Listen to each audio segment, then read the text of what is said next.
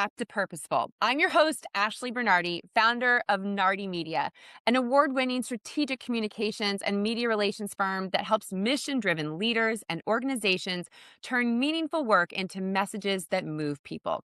And here at Nardi Media, we don't just chase headlines, we build authority. We help our clients clarify their message, train them to show up powerfully on camera and on stage, and secure earned media across national TV, top tier podcasts, and major publications so their ideas reach the audiences who need them most. Purposeful is an extension of that work, creating space for thoughtful conversations with people who are using their voice, their platform, and their leadership to make the world better. I am so excited about today's conversation, my friends. It's all about authenticity, confidence, leadership, and what it really means to show up fully as yourself in a world that often rewards performance over presence. So joining us is my friend Pam Sherman. She's founder of Sherman Edge, a global leadership coach, actor, writer, and author of the incredible new book, Play You, The Role of a Lifetime. Pam has spent years helping leaders, professionals, and organizations bridge what she calls the believability gap,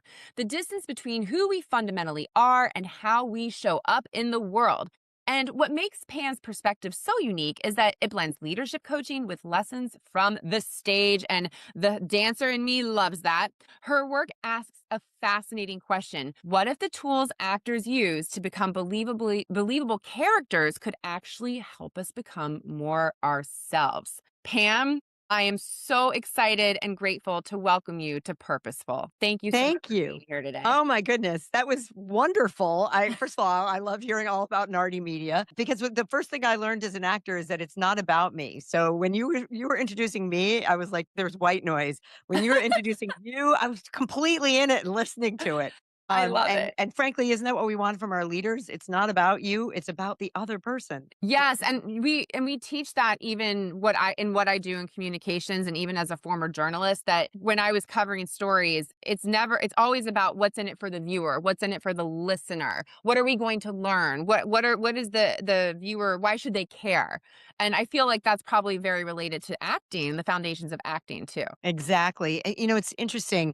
You'll often hear actors talking about other actors, and they won't say, well, they're great because of their ability to have, use accents, but because they're generous. They're great Yeah. listeners. They take me in. They're aware of what's going on around them. They're fully present. You hear about these words, and this is the kind of work that I started to realize that we want from our leaders. We want them to pay attention to us. We want them to be really listening, and we want to make deeper connections so that we can all do great work together.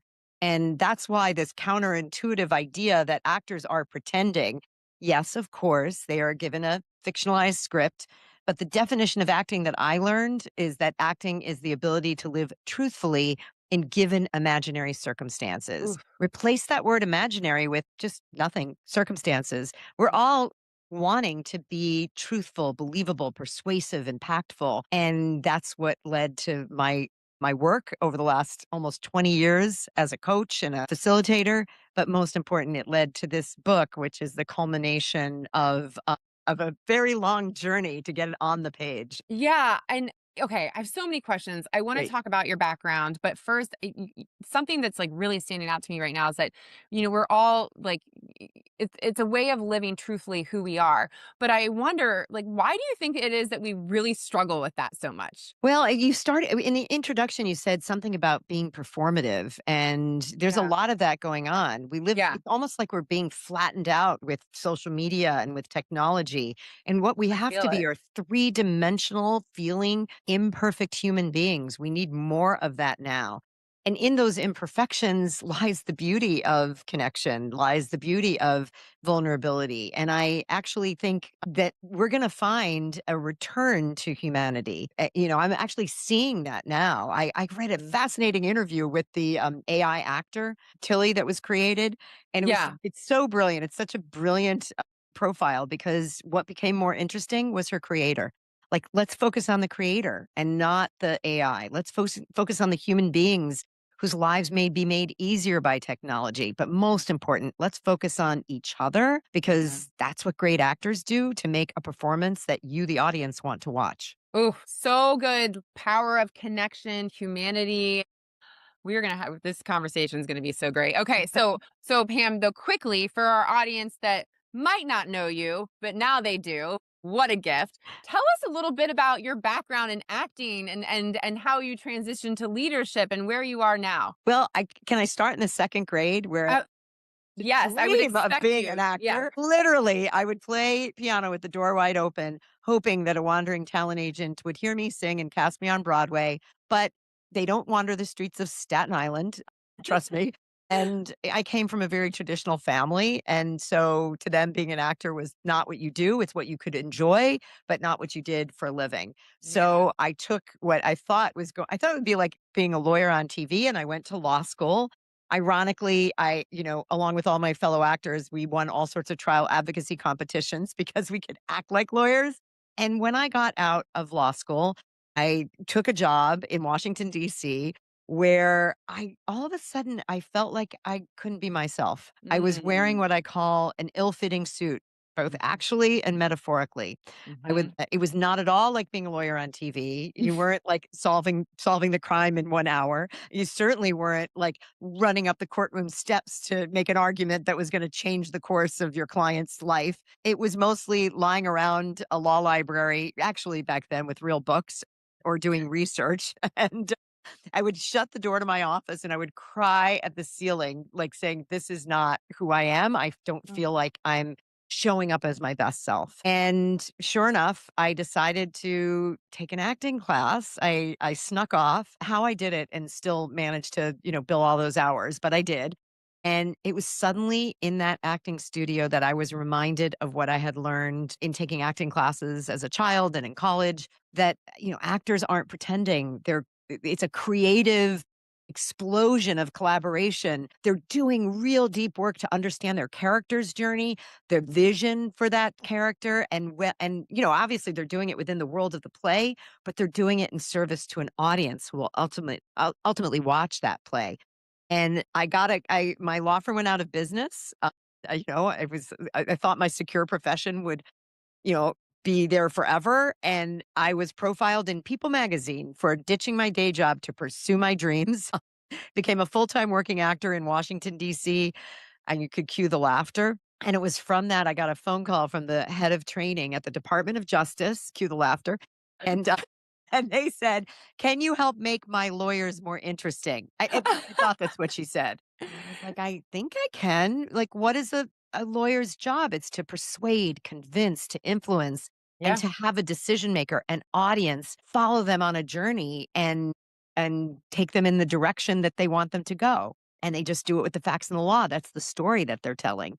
And that actually took me off on a journey working with leaders all over the world, from Saudi Arabia to Cincinnati and every place in between. And frankly, to me, it's been so purposeful to be Yeah. able to bring what I have learned in both arenas and have it make a difference for my audiences so that they can be the best that they can be in order to impact their audiences with who they are. I feel like I hear second grade Pam here, but is second grade Pam here feeling like she has been living out her purpose now? In the Yeah. end, yeah. It's so Yeah. interesting. I hadn't been on stage for about 13 years, and Uh-huh. 8 years ago I went back on stage in a one-woman show about my idol, a journalist named Irma Bombeck, who some in the audience might know, but if they don't, she was iconic. She was the most published columnist in America. She was on Good Morning America, on The Tonight Show. She was beloved and just a really graceful, witty, incredibly prolific writer. And when I was given the opportunity to go back on stage, I was like, "Oh, I can't do that. I'm busy. I'm making a difference for my clients."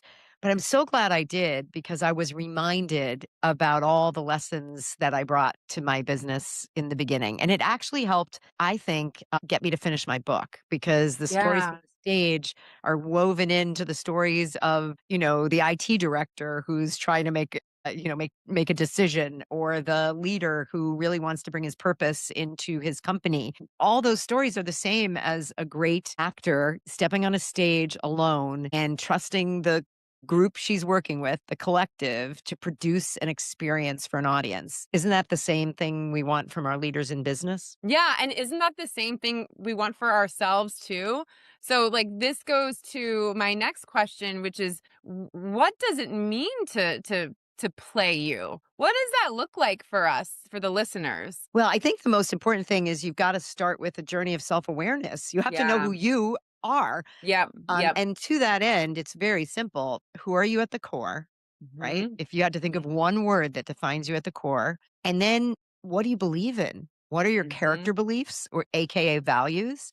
You put Mhm. those together. I call those your power words. Those are the Mhm. words which fuel your power. Your power is not in your title, in your role, in the hierarchy. Your power lies within you and what's important to you and what you believe in. When you do that foundational work, from there, you can create what I like to call your why statement, which is your purpose. Shall I share with you what my I want to hear, yes, and if you're willing to share with our audience, we would be honored. so my core defining word I couldn't find. I usually I do this with thousands of people around the world, Ashley, and I say, think of one word that defines you at the core, and there's only two rules. It can't be situational, late, tired, hungry. And your friends and family would have to agree with you because there's always somebody who says inspirational, and everyone's going, "Yep, nope, nope, that's not the word I would use." Test it out with your kids and your spouse. Exactly. My word came to me when I was actually speaking to a group of CEOs in Morocco, and I had done it like a 7 hour, facilitation. And someone came up and said, "Thank you for sharing your energy with us." And it just hit me. That's my word, energy. And from there, I was able to come up with my purpose statement, which is very simply to share my energy with the world. When I Mm, do that, that's when I'm making an impact. When I protect my energy, which is good for me, I can bring my energy to others. When I bring my energy in a focused, present way, in a positive way to others, that's when I make a difference. So that's my word. I mean, it doesn't have to be complicated, but yeah. to play you, you have to know you and you have to do this work. Oof. What changes when you begin, or maybe leaders that you coach, or when readers from your book, what changes for folks when they do find their word, when they do find their statement? What have you observed? Well, suddenly you know what to pay attention to. You can pay attention to how do these words show up in your voice, your body language, in how you communicate. You have a north star. I actually call it put your power on a post-it note. So I have clients who are sending me pictures of their post-it notes with their mission statements on it. Because your mission statement is your how. I say your Yeah. purpose is your why, your mission Yeah. is your how, your vision is your where. It's super simple, right? This isn't is something that I made up. It's something that I live by. But when you put your power on a Post-it note and you're having a difficult conversation with someone, you're going to pay attention to your core values. You're going to pay That's right. attention to your core defining word.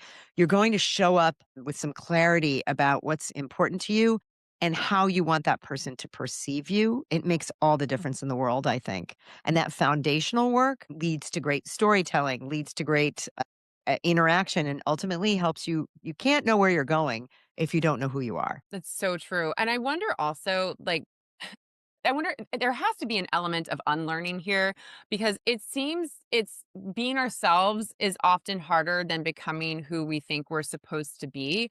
I think for Mhm. me personally, that was especially true like in my 20s. I mean, I knew what I wanted to do, but I will be honest, I didn't find my, very much like you, I didn't really start playing Ashley again until I started dancing again. Because like Mm.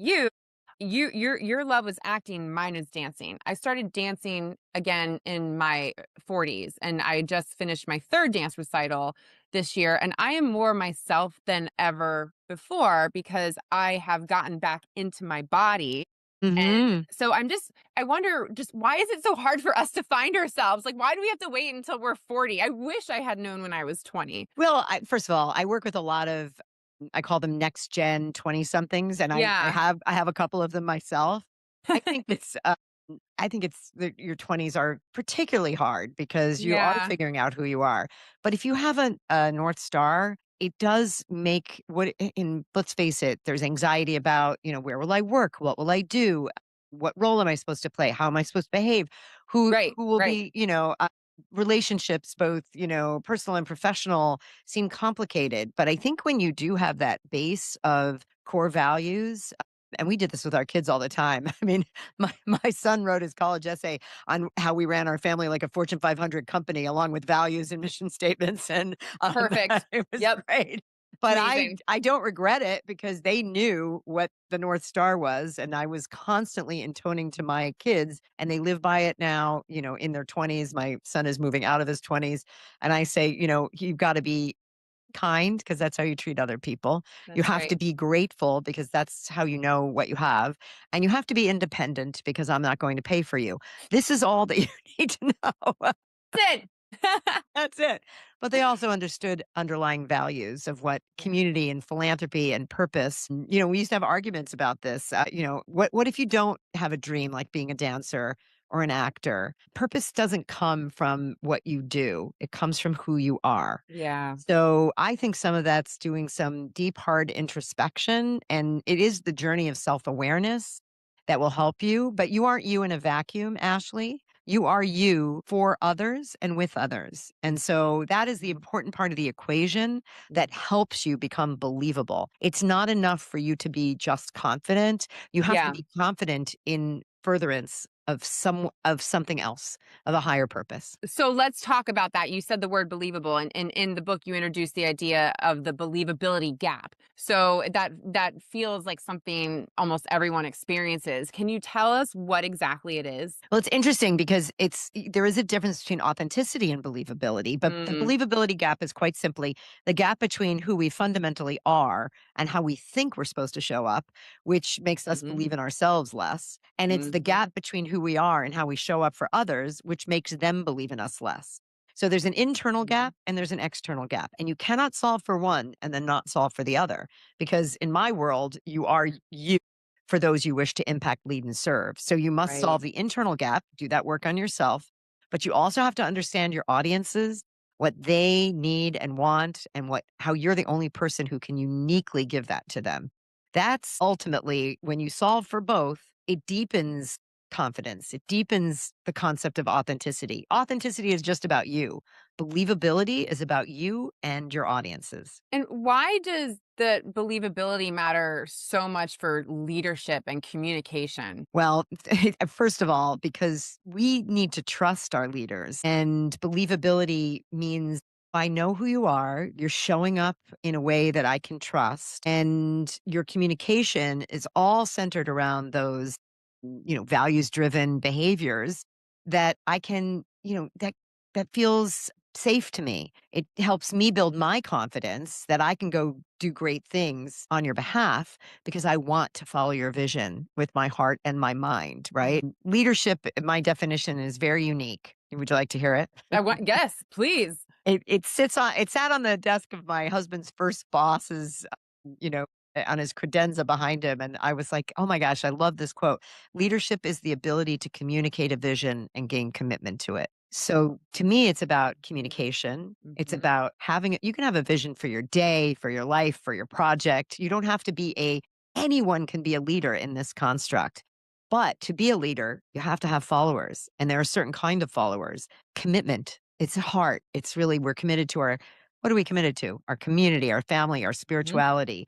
So this feels to me like a purposeful definition of leadership that changes the dynamic of how you communicate. And so believability is required. That makes complete sense to me. And also, I want to talk about some techniques too. And Yes. this almost feels counterintuitive, but you use acting techniques to help people become more real, which I think is so cool. So, why do those help? And then I also want to have you give our audience some that we can take away from today. Yes. So, the actor's journey is really about understanding who their character is. Yeah. So, one tool is look for clues in your script. In the workplace, that would be a job description, feedback, talking to your director. Why did you hire me? What did you see in me? Those Mm. clues in the script are really critical. The second thing great actors do is they understand their through line, the stories from the past that illuminate the path to the future. So, becoming a great, I call it story sharer, not teller. Mm. Telling is about, wagging a finger at somebody. Sharing is about, I want to bring you into my story.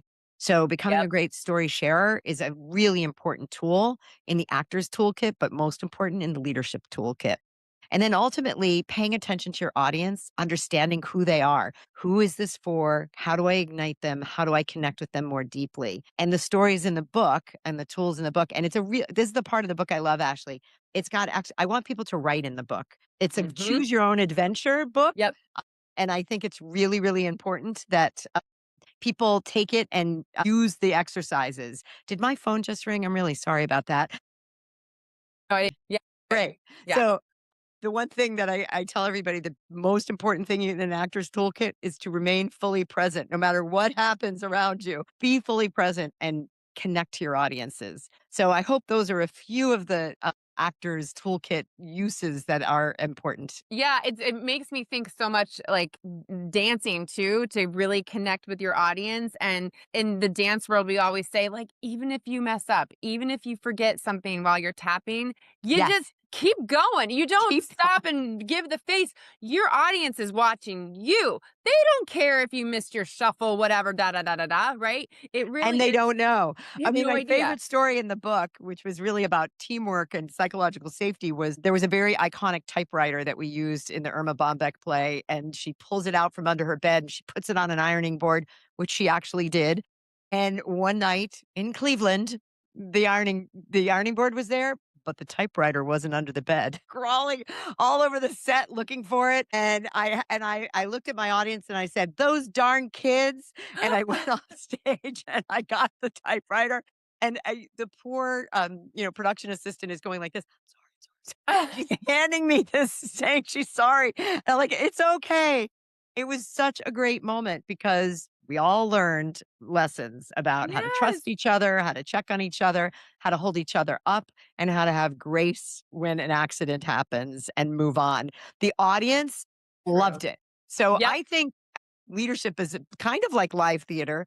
You don't know what's going to happen, but if you do it with grace and intention and generosity, you will be more believable and you will take your audience on a great journey. I can so feel that. And I love this advice. So, you also talk a lot about story arc and understanding our own character. So, Yes. for like, here's the thing, like a lot of people feel lost right now. They feel crazed. I mean, in my community, as a mom of three in school, a lot of people in my community are just straight up overwhelmed and stressed. Yeah. So what message do you have for them if they've lost their confidence, their purpose, their path, which I see happening a lot? Well, it may sound like you've heard it before, but you must take your oxygen first. Yeah. It is critical. And, I start every leadership coaching with an understanding of mind, body, and spirit. Energy leadership is as important as straight up the tasks and the to do list. So,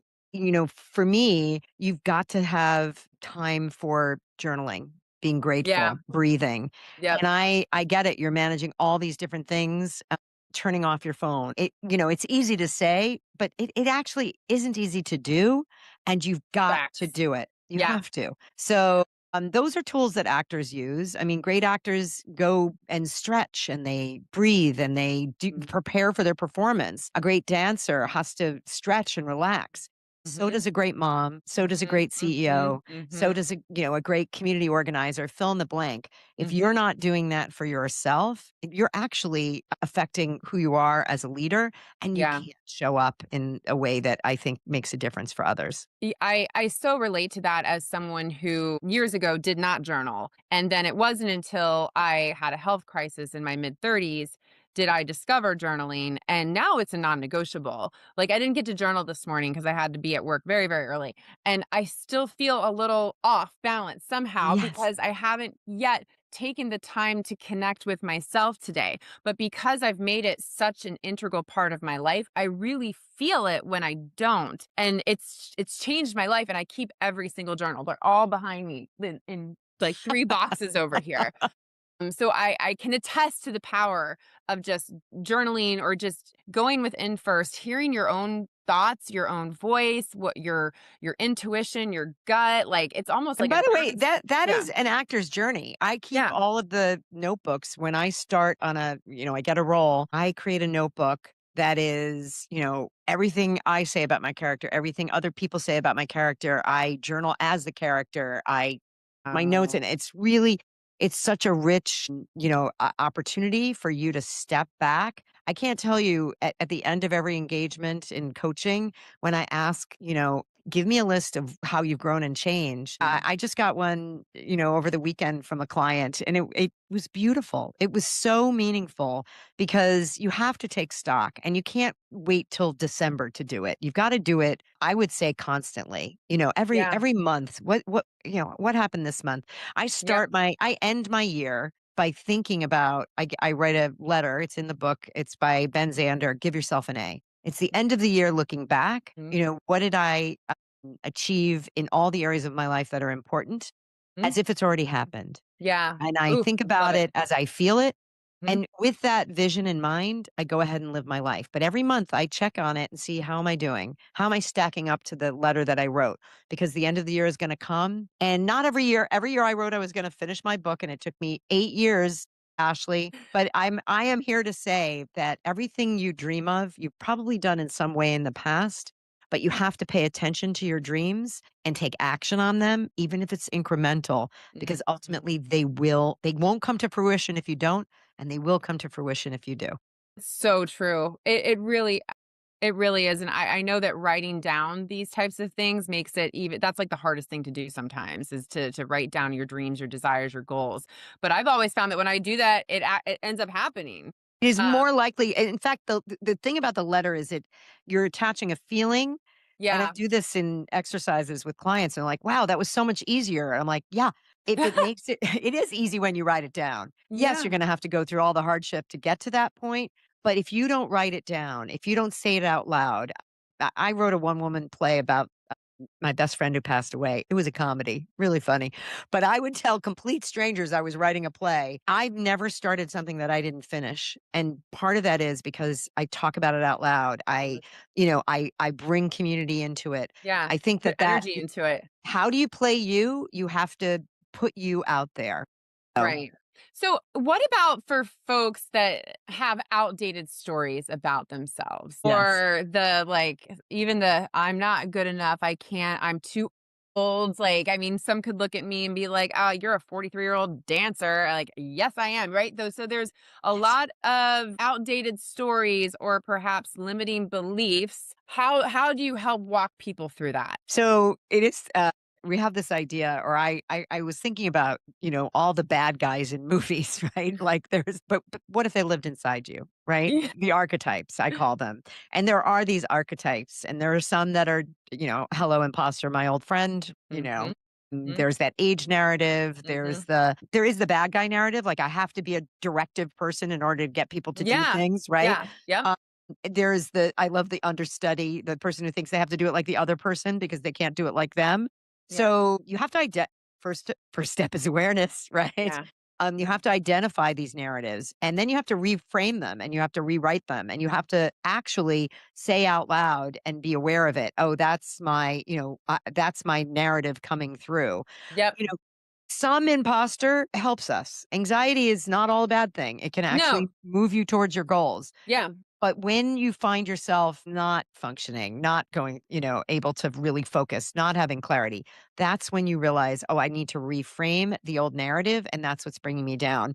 I go through dark times every January. I live in a very cold, dark place. And so I I have to double down on my gratitude, double down on, the positive psychology tools that are, they're not the actor's toolkit, but they are the human toolkit that we need to reframe those stories. And, even doing the work, I realized we have believability derailers that may come at us. It's our job to pay attention to them, acknowledge them, and then move them aside. I love that. I love what you said is like, call it out loud. Like, that's right? Like, that's this, like, say it out loud. Because I'm very much like you. I'm like, one of my words is energy and joy because that's just how I live. Like, I want to Right. spread my joyful energy everywhere. But I would be a robot if I was like that all the time. So like I definitely have those thoughts and I love the idea. I think this is great advice, listeners. Call it out loud, say it out loud, and then let it move aside. You have to acknowledge it. It's just like a feeling too. Like, let's say you're angry and you don't let it out. It just builds in and festers, right? You've got to like let it, Absolutely. And by right? the way, joy is a constant, but it doesn't have to always be how you behave, right? Right. You have other values that are important to you too. And Yeah. so, my energy sometimes needs to be recharged. So Yeah. Yeah. I'll tell my husband, I have run out of words. We are done. I'm Can gonna we just remember not that. talk to each other? I Really am gonna like that. remember that with my whole family, so thank you for that. Okay, I also wanna talk about the, breaking the fourth wall because this is a concept in theater, and you apply that to communication. So what is that? What does it mean in everyday life? Well, it really means right now we're having this conversation, but you and I are really thinking about the audience who's going to listen to this. And are we reaching them? Are we connecting with them? Are we meeting their needs and wants? Are we giving them takeaways of value? So, a big part of breaking the fourth wall is understanding deeply your audience Mm. before you understand yourself. Too often in communications, it's here's what I need you to know instead of what do I want you to think, feel, and do when I'm done? And how might that what emotional pump do I have to prime of yours to get you to pay attention to me? Yeah. And so, the stories that I share are really about clients that I had to work with to get them to understand you may think it's all about you, but you have to break through the fourth wall. I just love The Office. Well, think of every show now where they're talking to the camera. Are you talking to me? Everyone in every audience, whether it's one person or 1,000, needs to feel like you're speaking to them for Yeah. some moment because Yeah. then they walk away, feel seen, that builds Mhm. trust, and that Mhm. creates true inspiration, I think. Truly seen and heard. I feel like that's what of that everyone wants to feel that, and if leaders Exactly. can accomplish that, how have you seen that shift workplace cultures? Gosh. So my favorite story is in the pandemic, and a client of mine, everything's hybrid now. Suddenly it's virtual. But she created these videos, Monday Motivation, and she would like film them, and I'd get them every Sunday. And she, first it was all very red and, serious, big global company. Then she started to calm down and she was cooking, with her kids and she was doing it in the playroom. And she was talking about the team and shouting out their successes and talking about what was coming. And it was such, and it, she got the highest employee engagement scores, for that quarter because they felt like they were all in it together with Yeah. her. And they looked Yeah. forward to the clicking on those videos. So, in this world of virtual leadership, it does change workplace culture for you to be intentional about how you do your meetings, to be intentional about how you Mm. all show up in meetings, and ultimately, making sure that you're keeping it fun and light and something that people want to show up for. They're not like, That's oh, I got to go right. to that meeting again, Yeah, right? I always think that, like, "Oh, I wanna make my meetings fun because we have a Monday meeting," like, and I want everyone to want to come to it too. Right. So I think that's such great advice. And I could talk to you for hours, Pam, but I want you to tell our audience where they can find out more about your book. Where can they buy your book? How can they work with you? Tell us all the good things. I love it. They can find everything on www.thepamsherman.com because there is another Pam Sherman and she's a fitness instructor and she's clearly not me. I love her. So I am thepamsherman.com. The Pam You can Sure, I find me love on that. LinkedIn, of course. And the book is available at every major outlet, obviously, Amazon, where you can leave a 5-star review if you really love it. Barnes and Noble. You can find it at Walmart, Target, everywhere. I'm so excited. It's only been out for a month, Ashley, and the impact, what I'm hearing from people who are either listening to it in their cars or writing in it, and is that it's resonating. And for Yeah. me, that's why I wrote it. I didn't write it for me. I wrote it for you. And, having been an author myself, finishing a book, what a huge accomplishment. How does it feel now that you're on the other side of the 8-year process that you took yourself through? And it was hard. There were some dark nights of the soul where I didn't think I could finish it, and I will just say because I wanted it to be an experience. I wanted the book to feel like you were working with. Someone asked me, "Are you Yeah. afraid no one will hire you now that you have the book out?" And the answer is no. I was more afraid that the journey of working with me, I wanted it to be felt by the reader so that it Yeah. would be interesting and actionable. And so to me, it's super satisfying and yet and people are always asking what's next. You know that Of course, as a dancer. always. As an Oh, actor, what are you appearing in next? I'm like, I am appearing in Play You, the role of a lifetime for a very long time. for the rest of my life. Yes, it's always fun. It's like after you have your after you birth a child. Oh, you're gonna go for the 4th? Nope, I'm gonna stick with my 3. Yeah. As the youngest of 4, though, I would say I thank my mother for her effort. I thank her too. Well, Pam, this has been so amazing. And as we close today's conversation, one thing definitely stands out. Confidence is not about becoming someone else. It's about becoming more fully yourself. And Pam, thank you for reminding us that in a world that often rewards performance and perfection, comparison, that our greatest advantage may actually be our humanity, just by playing you, playing me.